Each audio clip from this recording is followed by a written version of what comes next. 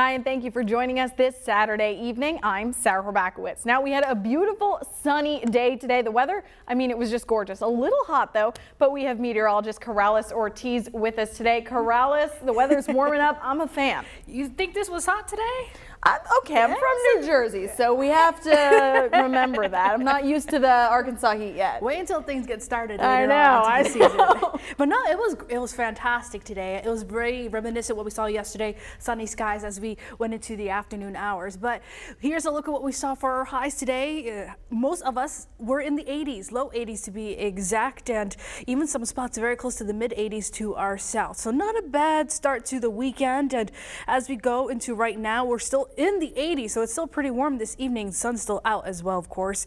And going into tonight, very warm night. We'll be staying mainly in the upper 60s, well above average, which is normally in the low 50s. Of course, we'll have that cloud cover increasing. It's going to keep us on the warm end on top of that. But here's what to know in the forecast coming up. Rain returns by our Sunday and for parts of our Monday as well. Some of that could be heavy. That could lead to some flash flooding concerns for some, but not for everybody. And then after that, we'll be seeing some cooler temperatures into next week. So I'll break down more about the risk for some of that heavy rainfall in your forecast just ahead. All right, thanks, Carlson. That weather was perfect for the Drive Electric for Arkansas Day that was at the parking lot of the Little Rock Zoo. City officials, including Little Rock's mayor, Frank Scott Jr., gathered in support of the event intended to educate Arkansans. And it was geared towards educating them specifically about electric vehicles. Today featured over 20 electric cars for the public to check out and even test drive. Organizers for Autobahn Delta are celebrating the progress that EVs, electric vehicles, are making in the natural state during this event. And Mayor Scott also dedicated free EV charging stations to the zoo for public use. So if you have one of those cars, you might want to check it out. And Scott says that electric vehicles will play a big part of moving Little Rock to a clean energy future. North Little Rock was also focused on that clean energy future today with an Earth Week celebration of their own at McCain Mall. Lots of local organizations partnered with the city to offer events focused on sustainability and secondhand donation options. And on top of reducing and reusing, vendors also taught residents best practices for recycling.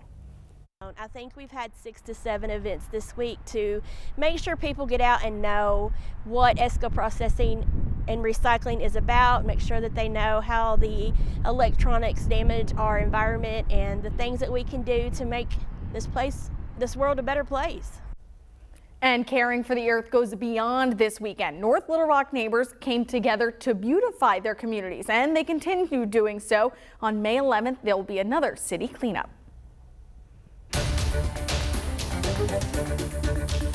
And we have some breaking news just into the THV 11 newsroom. Faulkner County authorities are engaged in a standoff with a murder suspect. We have a crew on the way and we'll continue updating you as we know more. So that's a look at right now where the standoff is. But of course, as we get a crew there, we'll let you know the latest.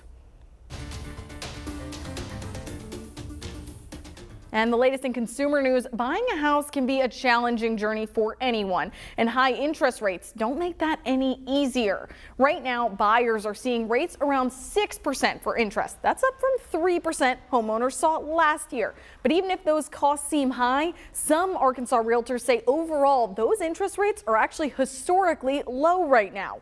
And even as mortgage rates climb right alongside interest, some realtors are saying that the local housing market is still hot. The need is still there, and I think the majority of that is driven by job opportunities and things. And Central Arkansas is pretty stable, and it's pretty much driven by healthcare, education, and military. And if you're looking to buy a home, well, you're in luck. Tonight at 10, we'll share some tips you might need to consider before sealing the deal and signing that deed. And while many are thinking greener today, a different kind of green space will be coming to the former property of Wild River Country.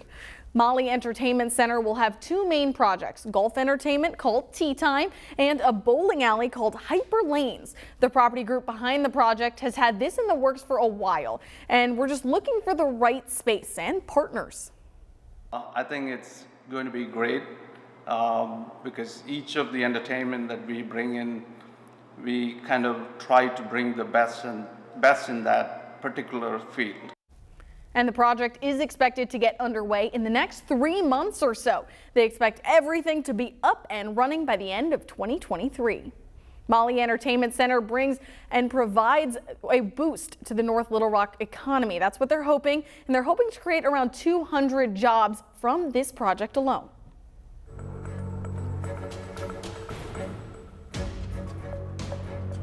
And in international headlines, in a news conference at the Kyiv subway station, Ukrainian President Vladimir Zelensky said that U.S. Secretary of State Antony Blinken and Defense Secretary Lloyd Austin plan to visit Ukraine's capital on Sunday. Michael George has the latest from New York.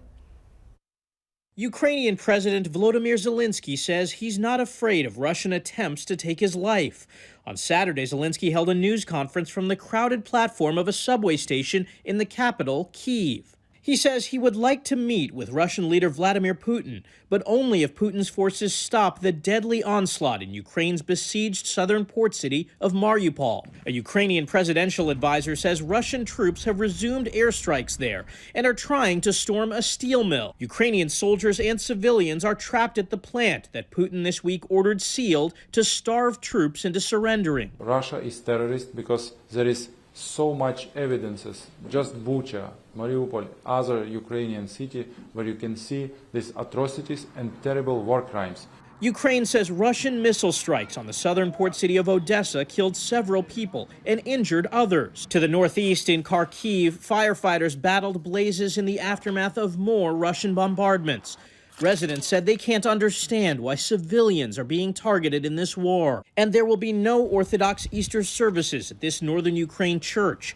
Russian invaders all but destroyed the house of worship, which survived World War II. Michael George, CBS News. And satellite images released this week showed what appeared to be a second mass grave near Mariupol. And a massive manhunt ended last night in Washington, D.C. after police say the suspect in a shooting in a residential neighborhood was found dead. Correspondent Natalie Brand reports from Washington. A barrage of gunfire erupted in a busy northwest Washington, D.C. neighborhood Friday afternoon, putting area schools on lockdown. Be advised, I'm on the scene of an active shooter. Person shot in the alleyway. Police said 2 adults and a juvenile were shot and transported to the hospital. There's the hole. A 4th victim was grazed in the back by a bullet and treated on scene. It was so loud it sounded like explosions. Late Friday, police say they found the suspect dead inside an apartment and also recovered several weapons and ammunition. The suspect that we believe is responsible for this is now deceased.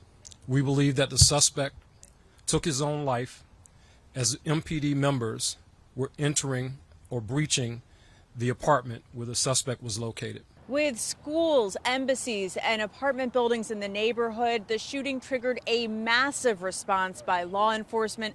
Police warned people to stay inside because of the threat. In the immediate aftermath, police questioned witnesses and tried to determine a motive. SWAT teams focused on an apartment building behind the high school where shots rang out. Jeff Dorn says he exchanged text messages with his son, a 9th grader who was in school during the shooting. That they were sheltering in place and that he didn't really know when they were going to let them leave, that the police were kind of holding them there until it was safe to leave.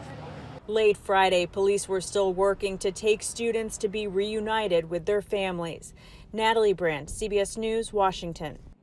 And police asked that people avoid the area into Friday as the investigation continued through late last night.